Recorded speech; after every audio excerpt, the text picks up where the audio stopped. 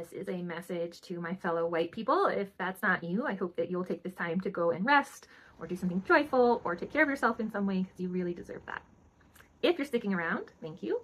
And I want to encourage you, invite you to really keep an open mind and an open heart to the things that are being said here, and to understand that they are absolutely coming from a place of love and respect and care, and ultimately the belief in people's ability to learn and change, and their interest in knowing better and doing better. So I'm Jess. Hi. I have been in public education for about 15 years.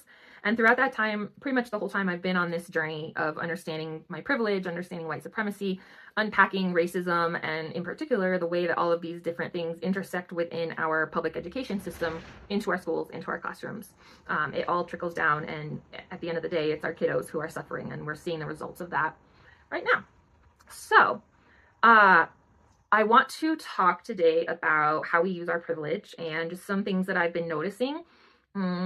Basically, I just want to talk to my people. You know, I've been told by a lot of really smart Black women, go get your people. So this is my attempt to do that. But I need us to really understand the difference between comfort and safety, and to recognize that even if we're taking a risk, for example, going to an action, risking getting detained, arrested, potentially charged. If you have a full-time job and you have an income, bail funds are pretty simple. I also want to remind you that when your circle of people are similar to you, they also have the same amount of privilege. So for example, you might get arrested, and even if your job, you know, let's say you were fired the week before, you laid off, whatever.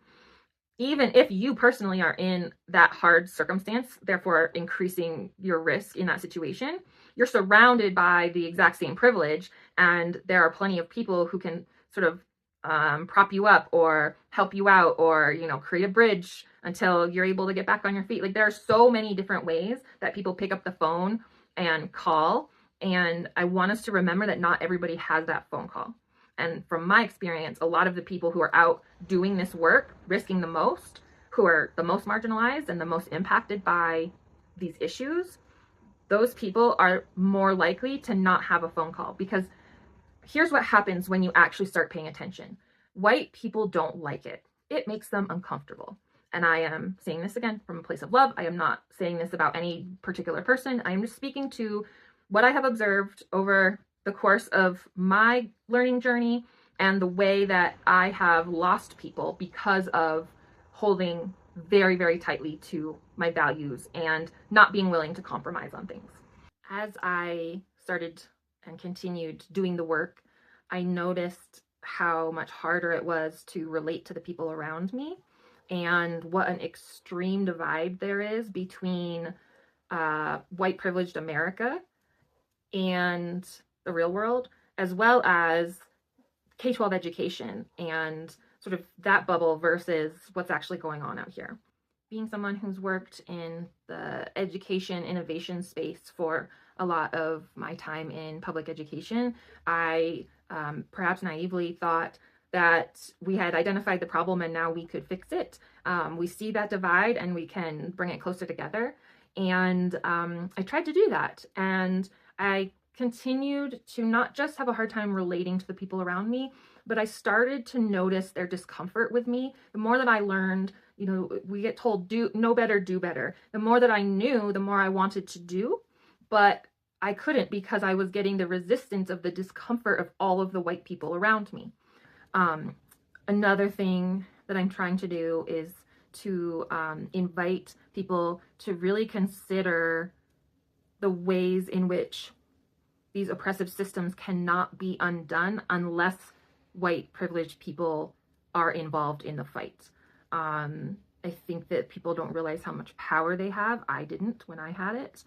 And I think that it's very easy for us to see things that are happening and sort of categorize them. That's what we've been conditioned to do, is every bit of information that's coming in, we're tossing it into one of the bins. Which place is it going? And a lot of times what I've learned is that we've been conditioned to dismiss a lot of things, a lot of information.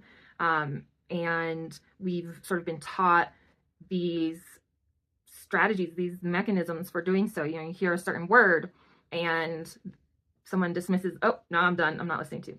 I think we could do a lot better job of just listening as white people, both to the people of color and also just to each other. Fast forward to 2026, and we are experiencing the natural consequences of the way that we have engaged or not in the fight to liberate everyone.